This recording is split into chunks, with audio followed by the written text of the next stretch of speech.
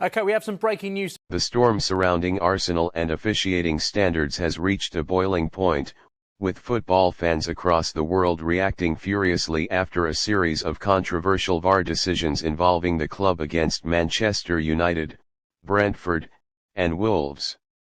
What has transformed frustration into outrage is the growing belief that action has finally been taken behind the scenes, as reports continue to circulate that a referee has been suspended following what many describe as repeated and costly errors against Arsenal. Across these three fixtures, a common narrative has emerged: crucial moments went against Arsenal, VAR intervention appeared inconsistent, and the margin for error seemed to fall only one way. Supporters argue that these decisions did not simply affect individual matches, but altered momentum, confidence, and ultimately Arsenal's position in the title race.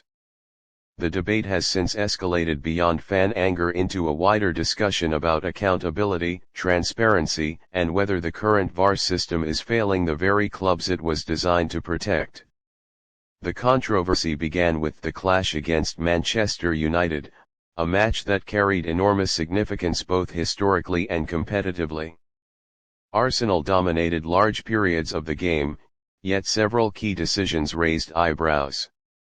A potential penalty incident, which many believed should have resulted in VAR intervention, was waved away without review.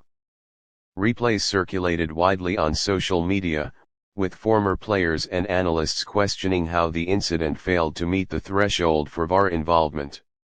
The sense among Arsenal fans was immediate and bitter: once again, technology had been applied selectively. That frustration deepened further in the match against Brentford, a fixture that has since become symbolic of Arsenal's VAR grievances. In a decisive moment, Arsenal were denied what appeared to be a clear penalty after contact in the box. VAR checked the incident but chose not to intervene, a decision that stunned players, pundits, and supporters alike.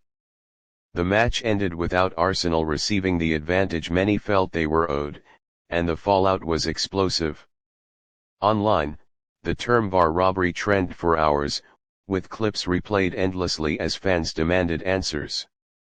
What made the Brentford incident particularly damaging was the silence that followed. No immediate explanation was offered, no on-field review was conducted, and Arsenal were left with dropped points. For a club chasing consistency at the highest level, moments like these are not minor errors, they are defining. Many supporters argued that if the same incident had occurred at the other end, the outcome would have been very different. Whether fair or not, that perception has now taken root. The situation reached another flashpoint during the match against Wolves. This time, the controversy centered around disciplinary action rather than a penalty. A red card decision involving a young Arsenal player sparked widespread debate, with replays suggesting the challenge did not meet the criteria for a sending off. VAR reviewed the incident but upheld the on-field decision, leaving Arsenal to play a significant portion of the match at a numerical disadvantage. The impact was immediate and severe, with the balance of the game shifting dramatically. Former referees and football analysts weighed in after the Wolves match, many expressing surprise at how quickly the red card was confirmed. Some argued that VAR should have recommended a downgrade to a yellow card, while others questioned whether consistency was being applied across similar incidents in the league. For Arsenal fans, it felt like confirmation of a long-standing fear, that marginal calls repeatedly fall against them. Amid this backdrop, reports began to surface claiming that action had finally been taken. According to widespread discussion online, a referee involved in these controversial decisions has allegedly been suspended, with VAR officials also coming under internal review. While official statements remain limited, the mere suggestion of disciplinary action has intensified scrutiny of the system. For many supporters, this is not about punishment, but about acknowledgement. They want confirmation that mistakes were made and that those mistakes carry consequences. It is important to understand the structure of football governance in these situations. While FIFA sets global standards for officiating, domestic refereeing in England is overseen by PMAL. Any decision to suspend or remove a referee from active duty would typically come through internal review rather than public announcement. This lack of transparency often fuels speculation, allowing rumors to spread rapidly, particularly when emotions are already high. However, what cannot be ignored is the growing pressure on football's authorities to restore trust.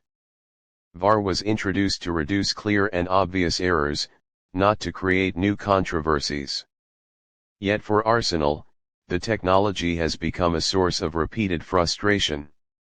Supporters argue that the club has now been on the wrong end of too many high-profile decisions for coincidence to be an acceptable explanation.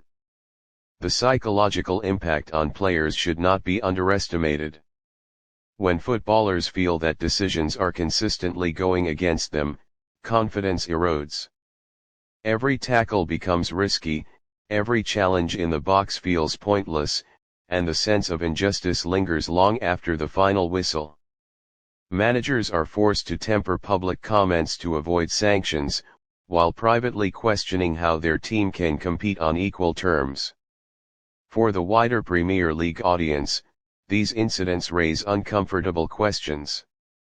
If VAR can fail so visibly in multiple matches involving the same club, what does that say about its reliability? Are referees being supported adequately? Is the communication between on-field officials and VAR clear enough? And most importantly, who is held accountable when errors alter the course of a season? Arsenal's situation has become a lightning rod for these concerns.